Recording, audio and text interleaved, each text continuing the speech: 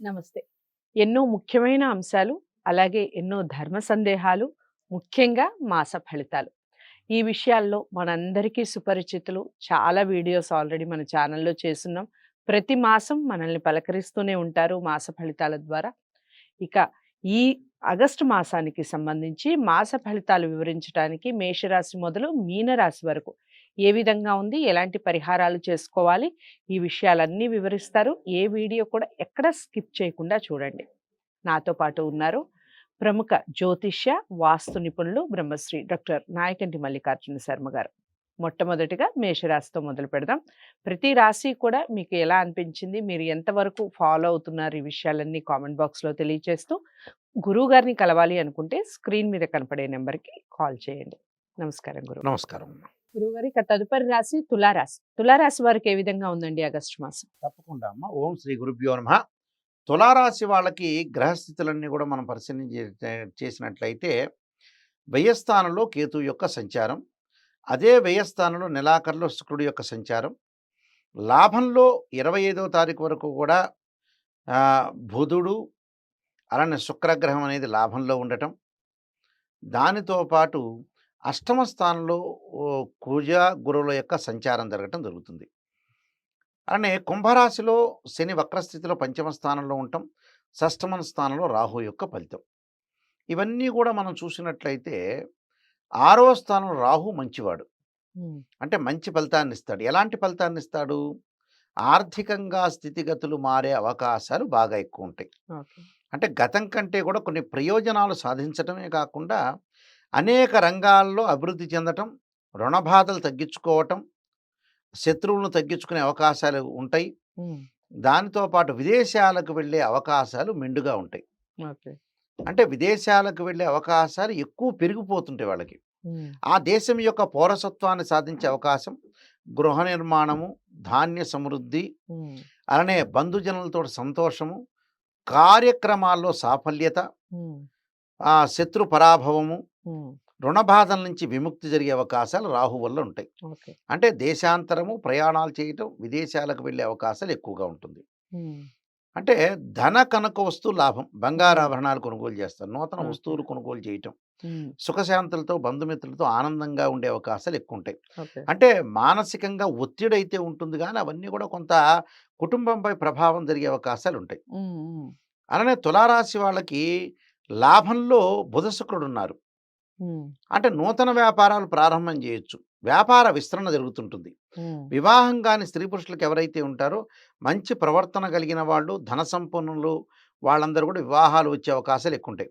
అంటే మంచి కుటుంబంలో డబ్బున్న వ్యక్తులు, అలాంటి డబ్బుతో పాటు మంచి ప్రవర్తన కలిగిన అబ్బాయికి అమ్మాయి రావటం, అమ్మాయికి అబ్బాయి వచ్చే అవకాశం ఉంటుంది. కేవలం ధనమే కాదు కదా, క్యారెక్టర్ కూడా చాలా ఇంపార్టెంట్ కదా. అలాంటి లాంగ్ రన్లో వాళ్ళు ట్రావెల్ చేయాలంటే క్యారెక్టరే ఇంపార్టెంట్. ఇప్పుడు కొంతమంది సంబంధాలు ఇస్తుంటారు, ఫస్ట్ ఆస్తులు ఉన్నోళ్ళు ఇస్తుంటారు అమ్మాయిని, వాడు దుర్వ్యసనాలకు లోనే ఆస్తులన్నీ కూడా హారతి కర్పూరంలా చేస్తాడు, లేనివాడికి ఇస్తాడు. వాడు బ్రహ్మాండంగా డెవలప్ అయిన వ్యక్తులు కూడా ప్రపంచంలో ఉన్నారు. అందువల్ల మంచి ప్రవర్తన కలిగిన అబ్బాయిలు వచ్చే అవకాశాలు ఎక్కువ ఉన్నాయి. నూతన వ్యాపారాలు కానీ, చిరు వ్యాపారాలు, రోడ్ల మీద ఉండే అమ్ముకునే వ్యక్తులకు కూడా లాభాలు కలిగే అవకాశం ఉంటాయి, లాభాల బాటలో ఉంటారు. ఉద్యోగస్తులకి మంచి ప్రమోషన్లు రావటం, స్థానచలనం జరిగే అవకాశాలు ఎక్కువ ఉంటాయి. అంటే లాభంలో బుధుడు వల్ల ధన కనక వస్తు ప్రాప్తి, అలానే గృహంలో శుభ కార్యక్రమాల నిర్వహణ, సత్కీర్తి అంటే మంచి కీర్తి, బంధుమిత్రులతో ఆనందము, అలానే శుక్రుని వల్ల కూడా సుఖశాంతులు, కీర్తి వృద్ధి అవ్వటం, అలానే విందు భోజనాలు, కార్యక్రమాల్లో అనుకూలత, పెండింగ్లో ఉండే ప్రాజెక్టులన్నీ కూడా వాళ్ళకి వాళ్ళు అనుకున్న పనులన్నీ కూడా నెరవేర్చుకునే అవకాశాలు ఎక్కువ ఉంటాయి.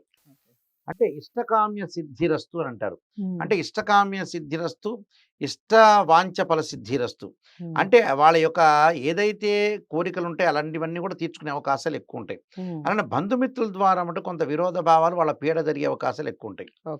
అనారోగ్యం విషయంలో కొద్దిగా శ్రద్ధ వహిస్తే చాలు, పెద్దగా అవసరం లేదు. దాంతోపాటు ధాన్య వృద్ధి, లంగ్స్ సంబంధించిన విషయాల్లో కొద్దిగా శ్రద్ధ వహించాలి. అంటే ఊపిరితిత్తుల వ్యాధులు, సైనస్ సంబంధించిన ప్రాబ్లమ్స్ ఉన్న వాళ్ళు మటుకు ఈ కూల్ డ్రింక్స్, కూల్ వాటర్, అలానే స్వీట్స్ ఇలాంటివి కొంత అవాయిడ్ చేయడం అనేది మంచిది. రుణ బాధల నుంచి విముక్తి. అలానే ఎలక్ట్రిసిటీ బోర్డులో పనిచేస్తున్న వ్యక్తులు కానీ, కరెంటు సంబంధించిన చిన్న చిన్న జాబ్ హోల్డర్స్ కానీ, హ్మ్. ఫైర్‌మెన్ ఉద్యోగాల వాళ్ళు గానీ, అగ్ని ప్రమాదాల విషయంలో మటుకు కొంత జాగ్రత్త శ్రద్ధ పడాలి. పెట్టాలి. హ్మ్. గృహంలో సమస్యలు రాకుండా కొంత జాగ్రత్త పడాలి. దాంతో పాటు వీళ్ళు ముఖ్యంగా వ్యయస్థానంలో కేతు యొక్క సంచారం వల్ల చిన్న చిన్న చీటికి మాటకులు గొడవలు రాకుండా ఉండాలి. ఓకే. వ్యాపారవేత్తలకి గౌరవనీయ లాభాలు, గృహంలో హ్మ్. శుభ కార్యక్రమాలు జరిగే అవకాశాలు, దేశ సంచారము, తరచూ ప్రయాణాలు చేసే అవకాశాలు ఎక్కువున్నాయి. ఓకే. అంటే వీళ్ళకి ఈ రాశి వాళ్ళకి ముఖ్యంగా తులారాశి వాళ్ళకి బుధ, శుక్రుల వల్ల లాభం. హ్మ్. ఆ రెండు గ్రహాలు చాలా అద్భుతంగా ఉంటాయి వీళ్ళకి. హ్మ్. దానితో పాటు ఈ తులారాశి వాళ్ళకి తులా, వృశ్చికం, ధనస్సు, మకరం, కుంభం. ఓకే. పంచమ స్థానంలో శని యొక్క సంచారం. హ్మ్. అది చతుర్థ స్థానం యొక్క ప్రభావాన్ని చూపించే అవకాశాలు ఎక్కువుంటాయి. అది పంచమ హ్మ్. స్థానంలో హ్మ్. ఉన్నా కూడా వక్రస్థితిలో ఉంది కాబట్టి కొంత ఆ 2 రాసుల యొక్క సంచారం వాటి యొక్క ఫలితాలు ఎక్కువ పడే అవకాశం ఉంటాయి.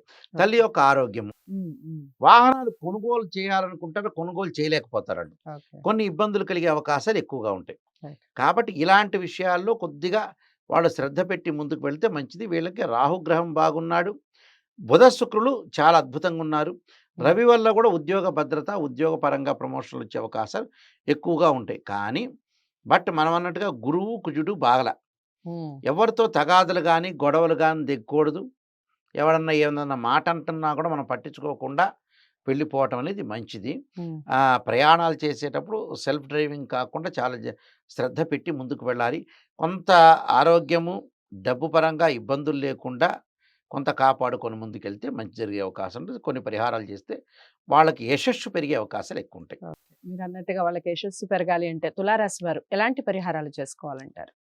శ్రీ జగద్గురు ఆదిశంకరాచార్య విరచితమైన కనకధారా స్తోత్ర పారాయణం చేయాలి. అంటే గురువారం రోజున ప్రాతకాలంలో కానీ, హ్మ్. గురుహోరలో కానీ, ప్రదోషకాల సమయం హ్మ్. అంటే చుక్కలు వచ్చే సమయానికి ప్రదోషకాల సమయం అంటారు. ఆ సమయంలో శ్రీ కనకధారా స్తోత్ర పారాయణం చేయాలి. వాళ్ళకి గురువారం కుదరలేదనుకోండి, శుక్రవారం ఉదయము, సాయంత్రం కూడా చేసుకోవచ్చు. ఓకే. అలానే ఈ కనకధారా స్తోత్ర పారాయణంతో పాటు దారిద్ర్య దహన స్తోత్ర పారాయణం ఉంటుంది. అంటే ఓకే. ఇప్పుడు అనేక దరిద్రాలంటారు. హ్మ్. అంటే అనేక దరిద్రాలు కొంతమందికొస్తుంటాయి. హ్మ్. వాళ్ళు మంచి చేయాలనుకున్నా చెడైపోతుంటుంది. హ్మ్. వాడు ఒకడికి జాబ్ చూపిస్తాడు. వాడు బాగుపడ్డు గానీ జాబ్ చూపిచ్చేవాడు బాగుపడ్డు. హ్మ్. చూపిచ్చినోడు బాగుపడతాడు. అవును. అంటే ఈ స్తోత్ర పారాయణం చేయటం వల్ల వాళ్ళకేంటంటే సుఫలితాలు, యశస్సు కలిగే అవకాశాలు ఎక్కువుంటాయి. ఓకే. కాబట్టి ఇవి పాటించడం చాలా మంచిది. చాలా చక్కగా వివరించారు గురువుగారు. అదండి తులారాశి వారికి అన్నీ బానే ఉన్నాయి. చిన్న చిన్న పరిహారాలు చేసుకుంటే ఖచ్చితంగా శుభ ఫలితాలుంటాయి. ఎలాంటి పరిహారాలు చేసుకోవాలి? ఎప్పుడు చేసుకోవాలి? ఏ సమయంలో చేసుకోవాలి? ఈ విషయాలన్నీ క్లారిటీగా చెప్పారు. ఫాలో అవ్వండి.